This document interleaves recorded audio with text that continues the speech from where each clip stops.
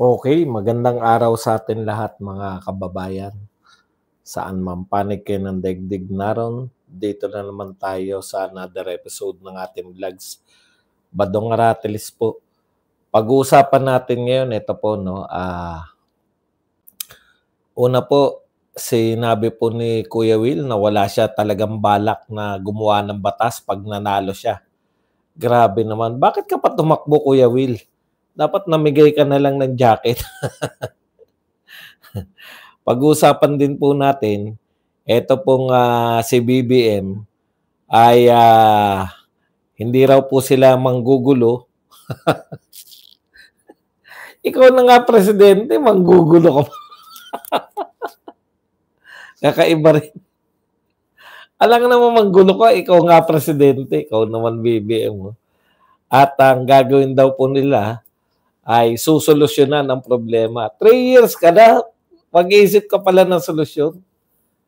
Ang lupit mo po talaga. At meron po, no? Si BP Sara po, grabe ang revelasyon. Grabe po ang revelasyon dito kay Gerber Luistro. Ha? Hindi ko po, nasyak po ako. Ang dami ko pong akala ko po, hindi na po ako mabibigla sa lahat na sasabihin ni BP Sara. Nagulat po ako, sabi ko, nagulat po ako sa revelasyon ni BP Sara tungkol po dito sa asawa ni Gerber Luistro. Iyan po mga pag-uusapan natin. Pero bago yan, kung bago ka pa lang dito sa ating channel, mag-subscribe ka na. Dahil ito lang ang tanging channel na may kinikilingan, may pinapanigan, una sa balita, huli sa impormasyon, kaya ano pang hinihintay nyo? Pindot na, okay. Pag may oras pa po, ay narito na pala eh, no? Sabi ko, pag may oras pa tayo, yung mga reaction ng mga tao. Pero okay na po yan, yung tatlo. Unahin na po natin to si Kuya Will. Ayon po kay Kuya Will, no? Basahin natin.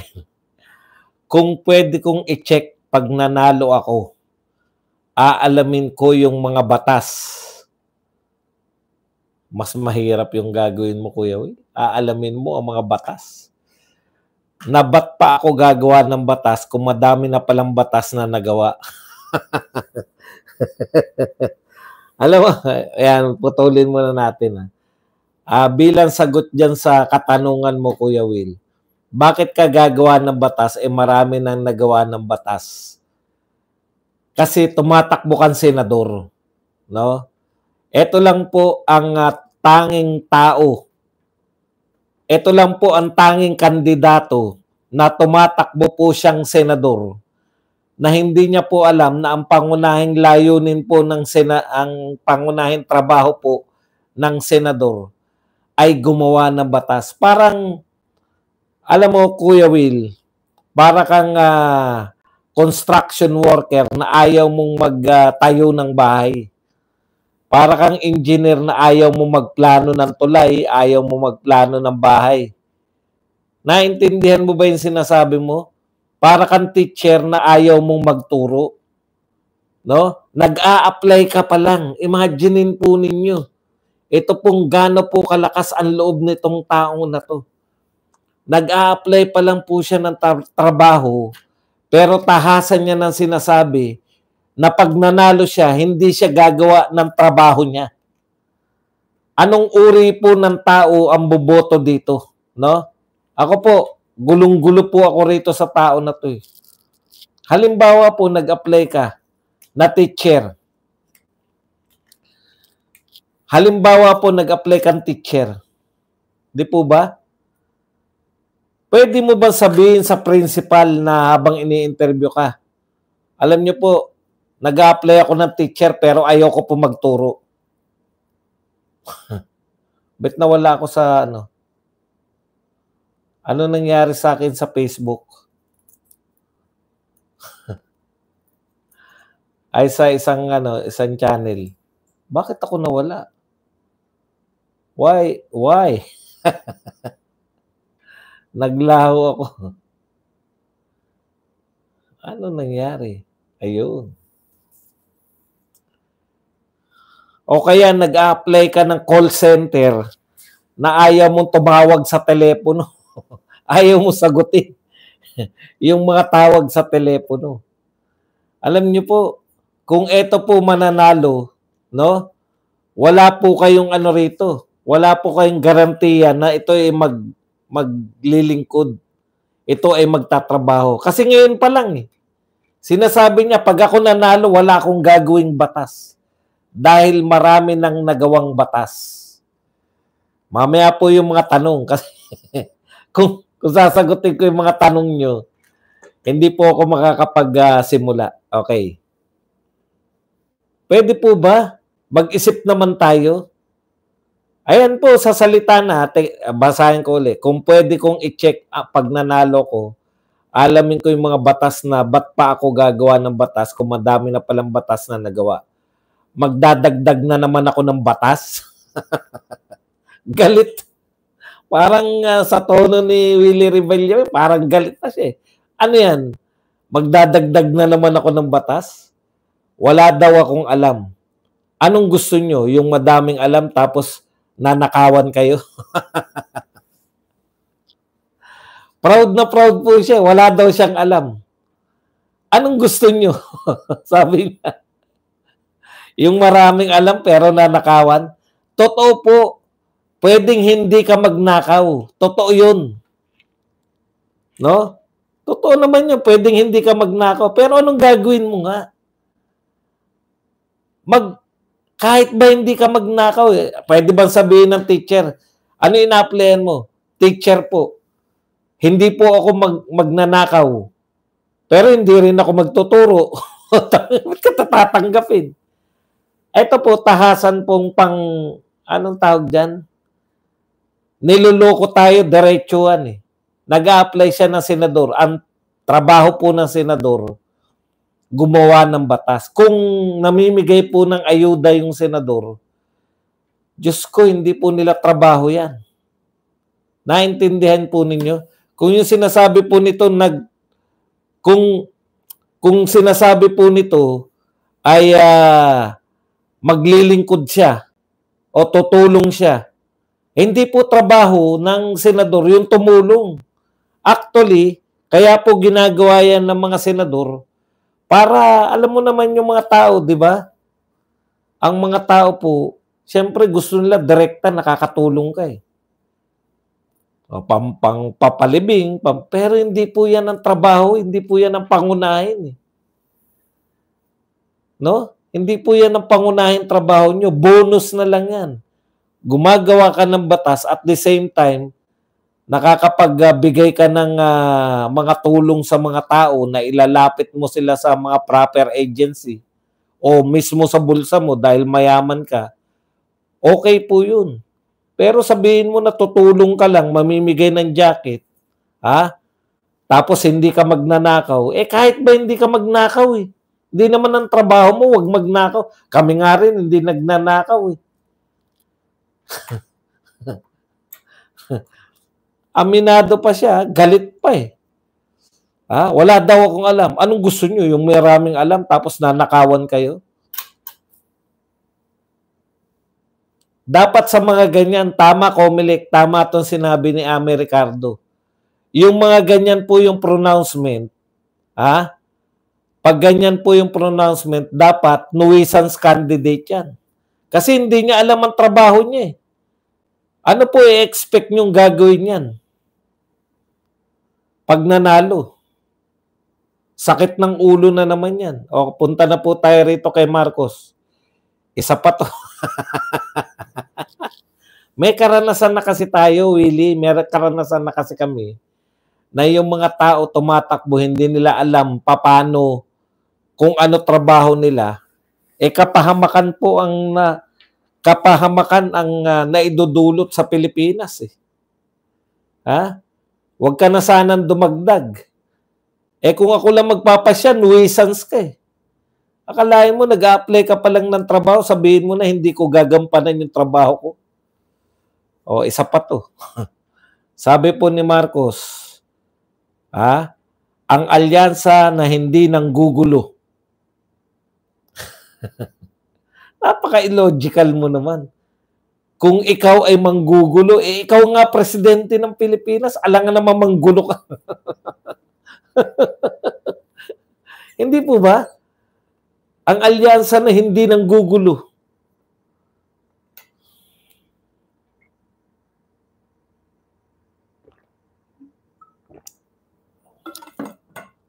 Ang gusto po namin bilang presidente, alam niyo, bilib na bilib ka kay Pangulong Marcos, no?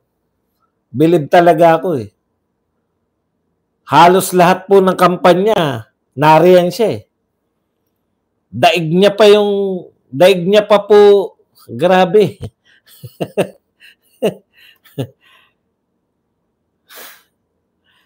Daig niya pa yung campaign manager eh. Ang tanong, paano po yung trabaho niyo bilang Pangulo? Sa totoo lang po, ngayon lang po ako nakakita ng presidente ng Pilipinas na napaka-busy po sa midterm election. No? Usually po, ang presidente ng Pilipinas, tinataas lang yung kamay, dalawang meeting de avance lang yung ina-attenan niyan, di ba? Eto lang po nakakabilib tong presidente na to eh. Alam mo yung sinasariwa niya? Diyan kasi siya magaling eh. Si BBM po, magaling po mga kampanya. Pero pagkatapos po ng kampanya, tignan nyo po, mahihinuhan nyo po eh. Akala niya, ngayon pa lang siya tumatakbo. Basahin natin itong mga sinabi niya. Ang nais nilang gawin pag upo nila sa Senado ay hindi manggulo. Hindi gagawa ng mga problema. Kung hindi maghanap ng solusyon sa problema, magtatrabaho ng tapat, mapag-aralan, masinsinan kung ano ang dapat gawin para sa ating mga kababayan. Alam po ninyo, midterm election, di ba? Ang pinagmamalaki sana ni BBM, sila yung magpapatuloy. Ang isang matinong Pangulo, eto na po, tayo sa gitna. Eto na yung mga nagawa natin sa ating first 3 years ng panunungkulan, sa ating unang kalahating termino. Gusto po nating maituloy yan. Kaya po iboto ninyo tong mga to. Tignan nyo po yung mga pronouncement. Hindi sila manggugulo. Bakit naman sila manggugulo? Puta, mga senador yan. Meron po bang senador na nanggugulo?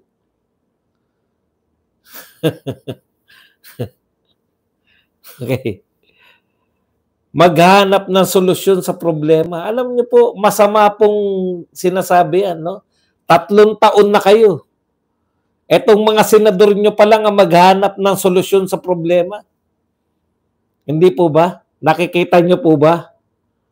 Mula po sa salita ni Pangulong Marcos, inaamin niya po na marami tayong problema.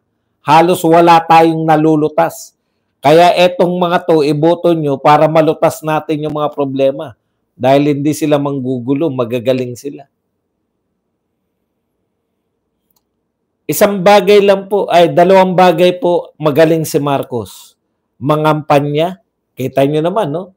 Halos lahat ng alyansa na rally, narin siya. Ang sipag. Sana sa pagiging presidente, ganyan ka rin kasipag. Kaya lang, ang sabi ni Amy, si Amy po to hindi po kami nang huhula.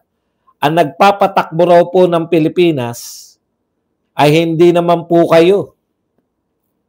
Pinupuko pa eh. Hindi naman po kayo, Mr. President. Ang nagpapatakbo ng Pilipinas ay isang Romualdez. Huhulaan namin, ito ba ay nagsisimula sa Martin? At isang Araneta. Huhulaan namin. Ito ba ay nagsisimula sa Lisa? Si Amy po yan. Wala kaming pakialam dyan. Ang sinasabi ko po, 3 taong ka na sa panunungkulan, paghanap pa rin ng solusyon sa problema. Alam niyo po si Pangulong Duterte, no? Hindi po nangangampanya. nung panahon po ng midterm election, hindi po nangampanya si Pangulong Duterte. Pero zero po yung kalaban. O, kayo po, Mr. President, kayo na nangangampanya. Delikado pa kayo. O, yung sa iglesia na lang, sa walong ninominate ng iglesia, 5 doon kaalyado ni BP Sara. Napipinto po, ito po kung malas po pag hindi nanalo lahat ang Duterte. Pero tinitiyak po namin na majority po ng papasok na senador ngayon galing po sa Duterte. Malas na pag hindi namin na-straight yung Duterte. Kasi ibig sabihin yan, may mga bumoto kay Bongo at kay Bato na gustong yung winning according sa mga survey.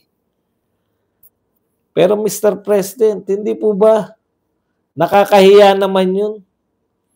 Kayo na mismo yung nangangampanya. Kayo na mismo yung nangangampanya sa mga alyansa bets, pero mukhang majority pa rin makukuha namin. Baka swertehin yung isang independent si Willie Revilla. Oy, wag rin po kayong pakakampante diyan kay Willie Revilla eh. Natatandaan nyo nung nagsimula po yan. Nanawagan po yan kay itinanggi niya po na siya po ay inendorso ni Tatay Digong na itinaas yung kamay. Ano sabi niya? Nangawit lang yata kami noon kaya nagtaas kami ng kamay. Kita nyo na. Itinatatwa na agad. Itinatatwa na agad si Tatay Digong. Nangangampanya pa lang yan. Isa pa. Nanawagan yan eh. Hindi ko makakalimutan yung ginawa niyan. Hindi ko talaga yan. Dahil nanawagan po yan. Teka, tignan nyo baka lumagpas tayo na 12:00, bawal na mangampanya. Hanggang 12:00 lang tayo. Bawal na po mangampanya. Ito po si Willie Revilla eh. Sa totoo lang po, nanawagan kay Lam yan baka gusto nyo pong gamitin yung mga programa namin sa kay First Lady. Gamitin ng programa namin para sa ewan ko kung anong yan. Mr. President, yung mga pronouncement nyo po na itong mga kandidato nyo ay maghanap ng solusyon sa problema. Nakakahiya po yan. 3 taon na kayo. Panay solusyon sa problema pa rin ang hinahanap nyo. Tanda-tanda ko, unang buwan pa lang ni Tatay Digong. May resulta na kagad eh. Yan po yung tinatawag natin na totoong leader.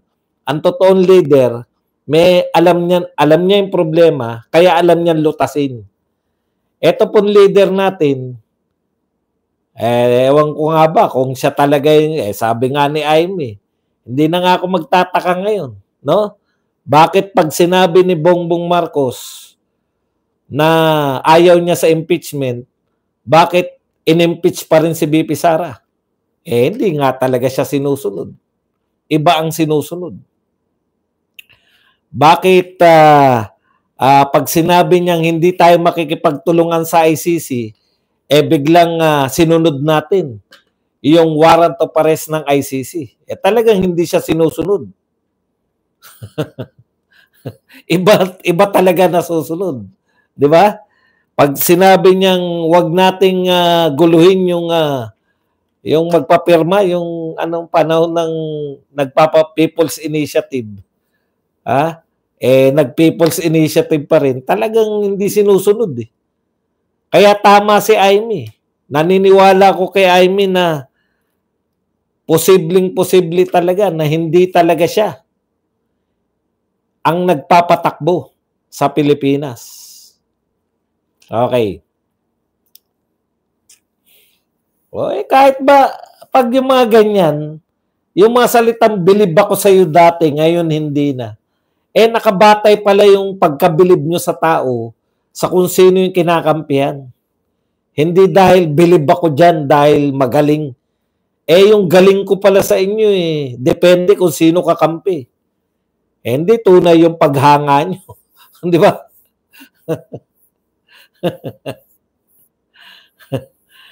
Bilib ako sa iyo pagdating sa boxing, pag sa politika, kung ano-ano. Di umalis lang kayo. Wala naman po namimilit sa inyo. Punta na po tayo kay Inday.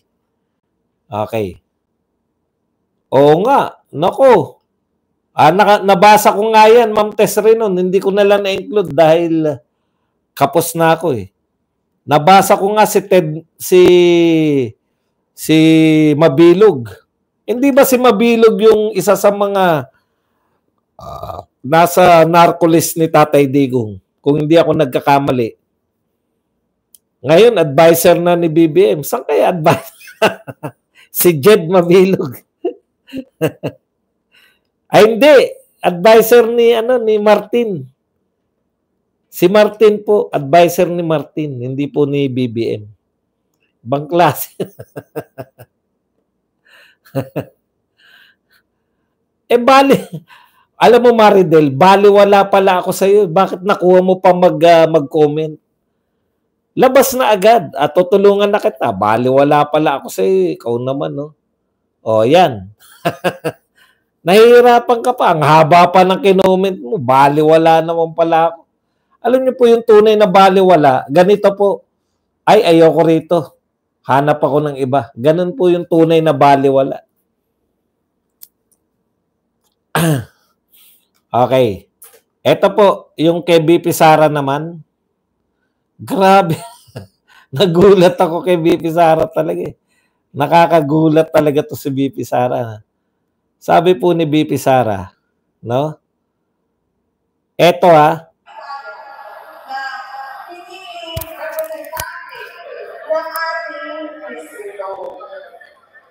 Hindi po ba yung asawa ay may case? Narinig niyo sinabi ni BP Sara? Sa asawa daw ni Luistro. Si Luistro tong pinagano, no? Eto po, pakinggan niyo po ulit.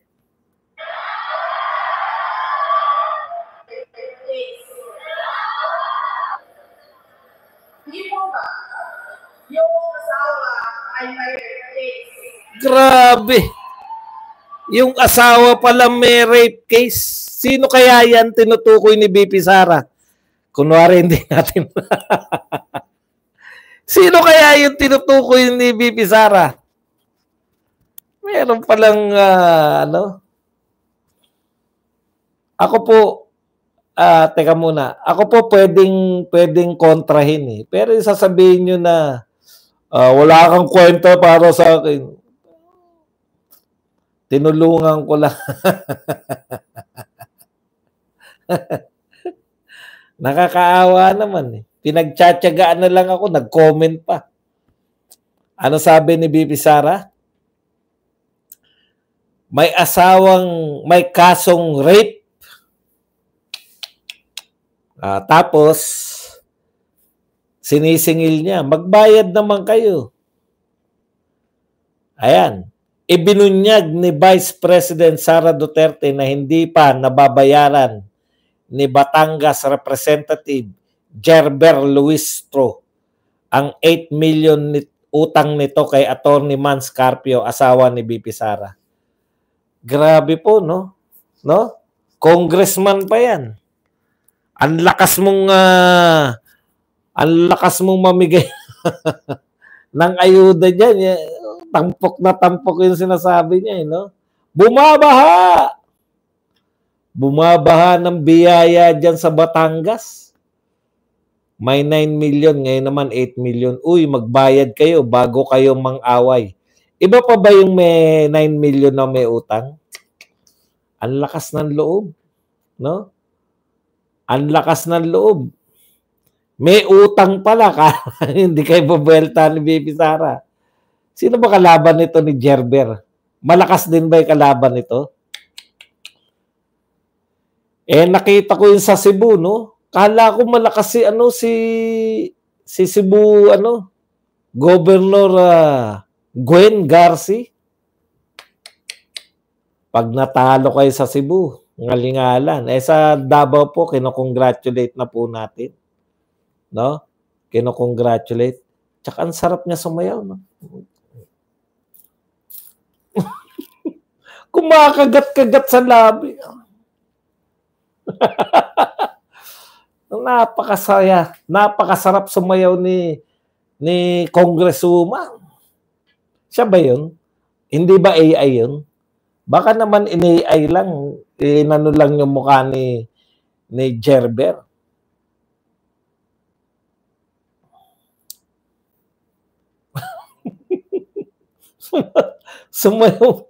Sumayaw na kumakagatan labi. Si Gerber ba yun? Baka naman AI lang. Wala na akong tiwala sa Actually, napanood ko eh. Napanood ko yung video na yun. Kaya lang wala akong tiwala kasi may ganun ba sumayaw?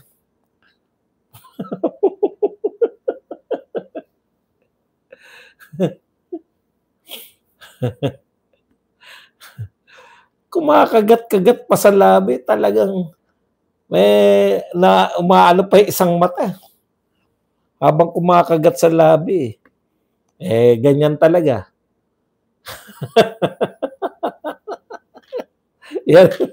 Yan lang kaya natin. Yung pala may utang kang 8 million, magbayad ka naman. Grabe naman itong mga tumatapos yung pakinabangan si Mans Castro.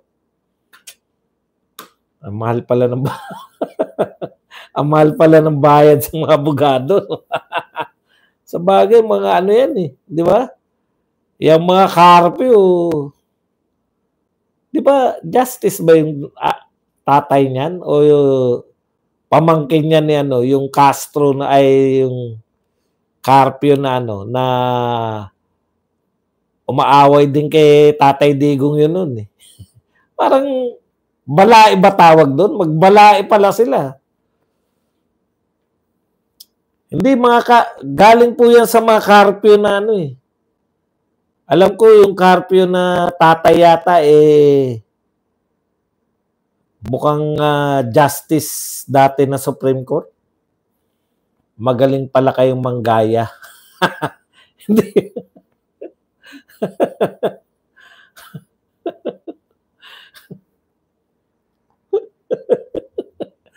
Talagang nabigla po ako, kala ko AI. Yung pala, Boss Bas, naawa ko sa mga meeting de Abante ni Abante, walang tao, anak niya ay paikot-ikot. Kaya ako masaya po ako sa nangyari. Sabi nyo, magbasa po tayo. Pasensya na kayo sa hindi po ako, babalik po ako, kaya kinakailangan lang nating magbasa. Wala na po. Yun lang po yung inano natin kay BP Sara. Pero dahil linggo po ngayon, ay Sabado po ngayon, magbabasa lang, gusto ko lang po magbasa ng mga comments sa atin para naman maging masaya tayo. Yan lang po sa Facebook. Paalam na tayo sa Facebook. Parang may gustong magtanong kanina sa Facebook, baka sabihin naman hindi natin pinansin. Teka, sagutin muna natin yun. Di pa po tayo tapos sa YouTube tanong na lang tanong na lang.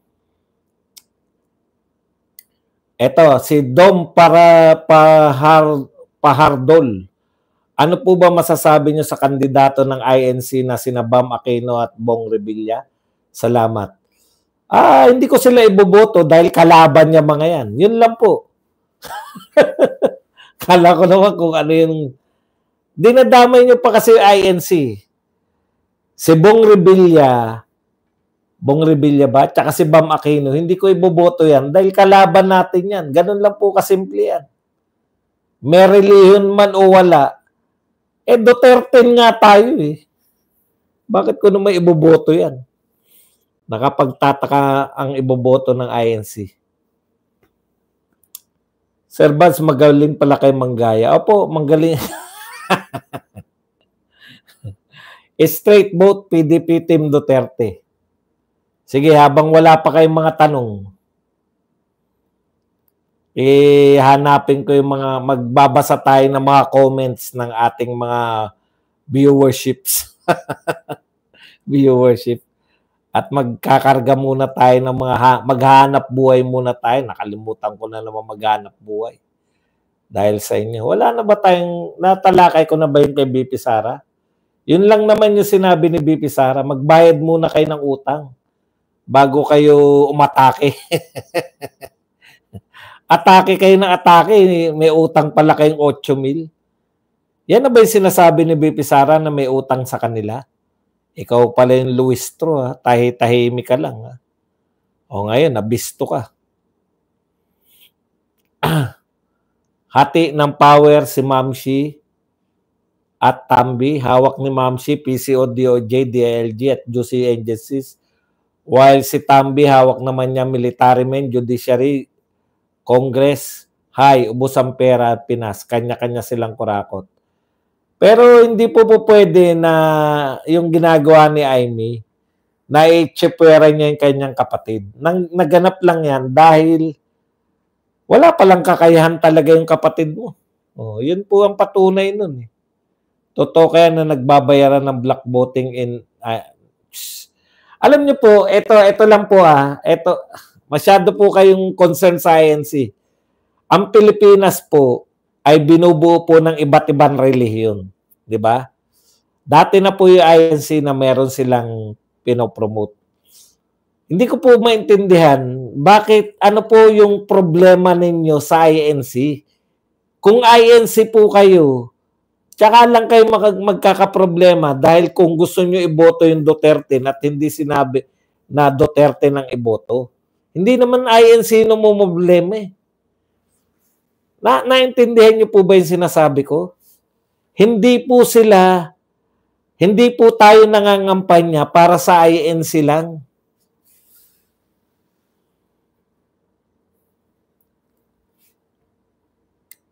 Bakit nagpalit po ba kayo na relihiyon? Yan po yung problema ng pilit ninyong pinaghahalo sa utak nyo. Yan po. Kaya kayo na po prostrate. Ako, wala akong prostration sa INC kasi hindi naman ako membro niyan eh. Kahit na anong itagubili nila, kung sang-ayon ako sa INC, susuporta. Katulad nung nanawagan sila. Nanawagan sila na magpunta tayo sa Luneta. Oh, sumama tayo dun. Ako particular, sumama ako ron. Wala akong problema, pareho kami. Gusto namin na wag ma-impeach si BP Sara. Ganun po talaga politika. Ang politika po kung saan kayo magkakasundo. Hindi po pwedeng lahat ng gusto ko, gustuhin mo rin. Hindi po ganun ang pamumulitika. Ang pamumulitika po, sino yung mga gusto nyo, sino yung gusto namin, okay, magkasundo tayo dyan. Gusto nyo si Bongo, si Bato? O gusto namin si Bongo, si Bato? O di okay tayo, pareho natin boto. Ganun lang po ang pamumulitika. Hindi po kayo ay bakit dalawa lang o bakit tatlo o bakit 5 lang ang iboboto nyo na kandidato namin? Oh. Hindi po ganun. Kandidato po nila yun. Kung hindi po kayo karelihiyon, wala po kayong dapat problemahin dun. Ngayon, kung kayo po ay iglesia at ine-expect nyo yung inyong relihiyon na iglesia ay dadalhin yung yung Duterte, mamamoblema kayo. Kasi gusto nyo dalhin lahat eh. Gusto nyo rin naman sumunod sa iglesia. Kung hindi naman kayo iglesia, wag nyo pong problemahin yun. Dahil lang iboboto lang po ninyo, Duterte din plus 2.